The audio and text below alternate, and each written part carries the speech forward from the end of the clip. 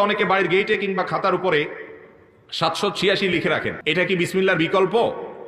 দেখুন, বিভিন্ন কাগজের উপরে, পরীক্ষার খাতার উপরে বা বাড়ির গেটে 786 লিখে রাখা হয় এবং বলা হয় বিসমিল্লাহির রহমানির রহিমের সংক্ষিপ্ত রূপ। এটা জানেন তো আপনারা? এটা মূলত আরবিতে প্রতিটি অক্ষরের একটা মান নির্ণয় করা হয় আবজাদি পদ্ধতি। আরবি অক্ষরগুলোর এক একটা মান দিয়ে আবজাদ হাওয়াজ হত্যি একটা হিসাব নিকাশ আছে, যে আলিফের মান কথার কথা এত, বায়ের মান এত, তায়ের মান এত।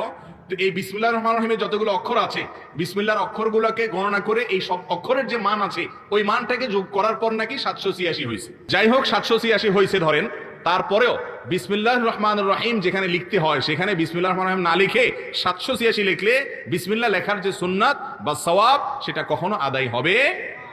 এই পদ্ধতিটা একজন ইয়াহুদি দার্শনিক, যিনি গ্রিসে ছিলেন, পিথাগোরাস বলা হতো, এই লোকটা আবিষ্কার করেছে। একজন ইয়াহুদি দার্শনিকের আবিষ্কার, যে লোকটা চরম